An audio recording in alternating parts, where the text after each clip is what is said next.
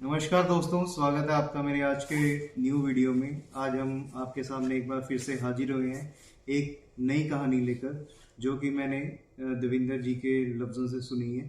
तो मैं चाहता हूं कि मैं आपके साथ भी यूट्यूब फैमिली के साथ जो मैंने कहानी सुनी है उन्हें आपके साथ शेयर करूं, ताकि आप भी इस चैनल पर बने रहें। नई नई कहानियों मैं लेकर आता रहूँगा।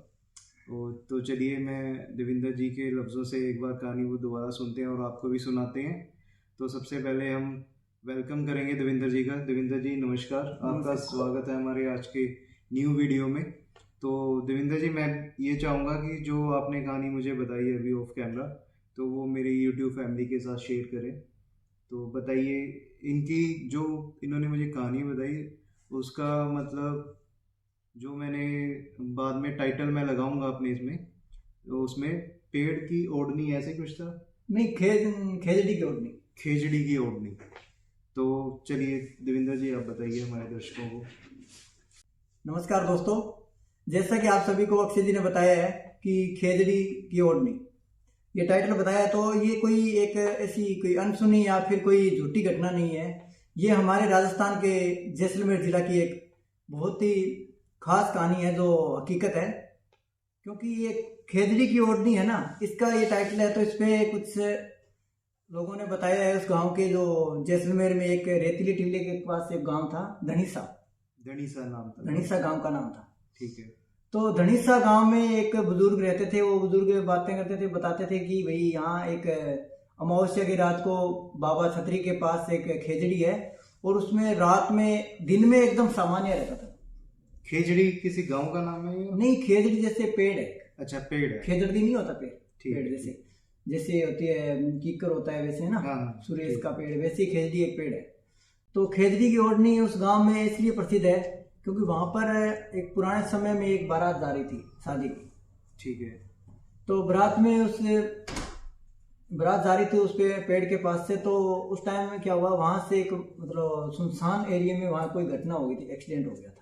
अच्छा। तो उस टाइम सभी की समथिंग मृत्यु हो गई थी। और जो लेडीज थी, जो दुल्हन थी। दुल्हन का क्या हुआ, वहां ओनली खेजड़ी के पास ओढ़नी अटकी हुई मिली थी। और वो ओढ़नी मतलब चुनरी उसकी पेड़ के साथ अटकी हुई। हाँ, तो वो दुल्हन नहीं मिली। ठीक है। तो उसके बाद वहाँ हमेशा अक्सर रात को ये घटना होती रहती कि जैसे मतलब रात को एक टहनी पे, साथ पे जो ओढ़नी दिखे रात को, और दिन में बिल्कुल सामान्य, कोई दिन में कोई घटना नहीं। और रात में वहाँ अक्सर लोग जाने से डरते थे। तो दिन में वो चुनरी जो उड़ती थी वो भी नहीं दिखती थी लोगों? नहीं, दिन में नहीं दिखती थी। और रात में ऐसे दिखती थी जैसे हवा में लटक रही है, और ना कोई हवा चल रही है, ना पेड़ की टहनी हिल रही है, ना कुछ हो, एकदम स्थिर आवाज में। वो मतलब झूल रही है। हाँ, वही एक दिन ना हवा भी चल रही है। अगर हवा चल रही है तो समझ लें कि पेड़ पे कोई है, जैसे कोई पेड़ पे कोई टहनी हो, कोई पड़ी हो, या फिर कुछ कागज वगैरह या कुछ कपड़ा वगैरह हो, है ना, वो हिल रहा हो। तो वो भी नहीं, हवा भी नहीं चल रही। तो एकदम स्थिर आवाज में जो टहनी के पास लटकी हुई एक दुल्हन की जो ओढ़नी थी वो पड़ी थी। तो उसके बाद एक बार अगले दिन की बात है, एक वहां नया मास्टर आया। तो मास्टर का नाम था रघु मास्टर। अच्छा। तो वो गांव मतलब शहर से गांव में आया। तो उसको ये अंधविश्वास, ये विश्वास नहीं था। तो वो बोला कि ऐसा कुछ होता ही नहीं है, भूत प्रेत तो होते ही नहीं है। तो उन्होंने गांव वालों की बातों पे विश्वास नहीं किया और इग्नोर कर दिया बातों को। ठीक है। तो कुछ दिन बाद में वो रात को एकदम 11:40 के समथिंग टाइम था ऐसे, तो वो उसी रास्ते से गुजर रहे थे। ठीक है। तो उनको दूर से दिखाई दिया एक पेड़ पे से वही ओढ़नी चुनरी, हाँ, और व्हाइट कलर की ऐसे सफेद कलर की चुनरी दिख रही है उनको। तो वो देखी वहीं और बाइक रोकी। फिर वो वापस वहाँ पास में गए, और जैसे ही उनका मन किया कि हाँ इसको छू के देखूं, तो उनको पेड़ के पास गए। और उनको मन में ऐसा आया कि शायद क्या पता किसी बच्चों की शरारत हो, मुझे डराने के लिए, है ना, वो चीजें मतलब उनको ऐसे दिमाग में आ रही है अपने। ठीक है। तो फिर उनको ऐसा लगा कि शायद ये अपनी घटना सच्ची करने के लिए मुझे डरा रहे हैं।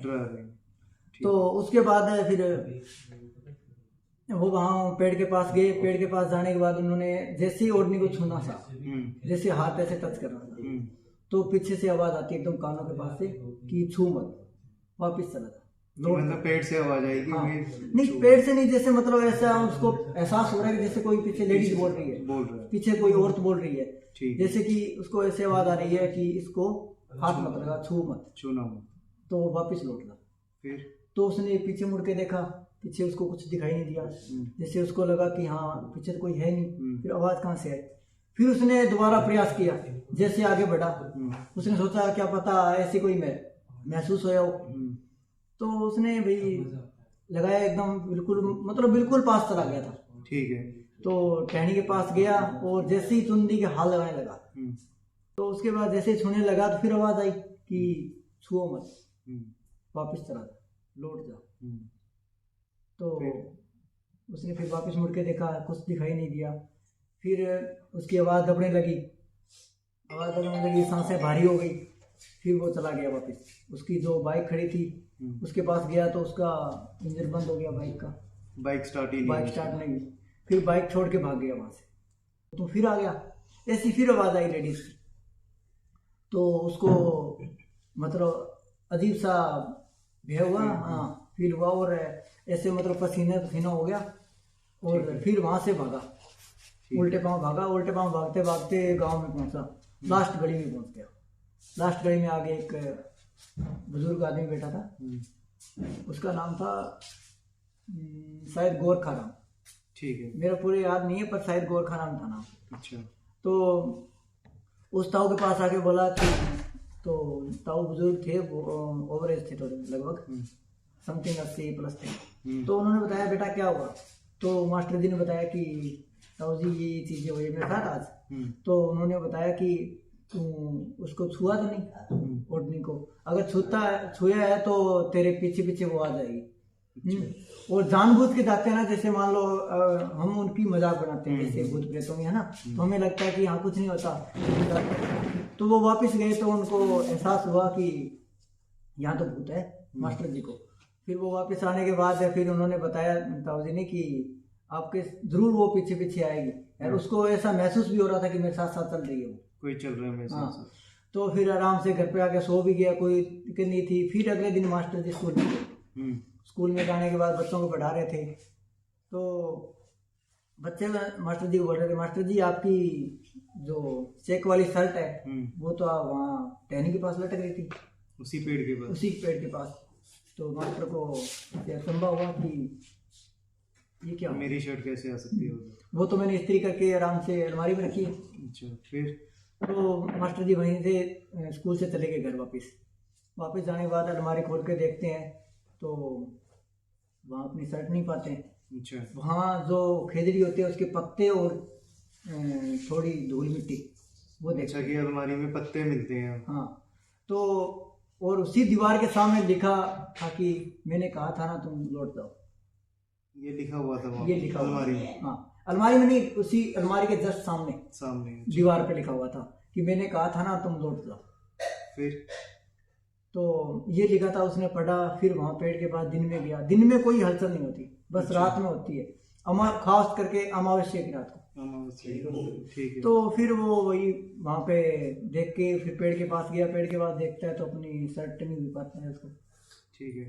फिर बाकी की कहानी अगले पार्ट 2 में दिखाएंगे आपको। ठीक है, बताएंगे अपने यूट्यूब दर्शकों को। तो दोस्तों, ये कहानी अभी तक यहीं तक थी। इसका जल्दी पार्ट 2 आएगा, उसमें पूरी कहानी आपको बताएंगे। तो तब तक हमारे साथ बने रहिएगा इसी चैनल पर, जहाँ पे हम एक अलग नई कहानियाँ लेकर आएंगे और आपको भी इंटरेस्ट आएगा कहानियाँ सुनने में, जैसे मुझे आ रहा है वैसे ही। तो मैं आपको बता दूं कि देवेंद्र जी ने जैसे कहा है कि ये कहानी रियलिटी है, कि रियल में हुई है ये घटना, तो इनका कहना है कि रियल में हुई है, पर मैं और मेरा चैनल इसका दावा नहीं करता कि जो ये कहानी बता रहे हैं कि वो रियल है या नहीं है। तो इसलिए मैं पहले डिस्क्लेमर भी लगा दूंगा, लेकिन कहानी इंटरेस्टिंग है तो आपको भी सुनने में मजा आएगा। तब तक के लिए नमस्कार।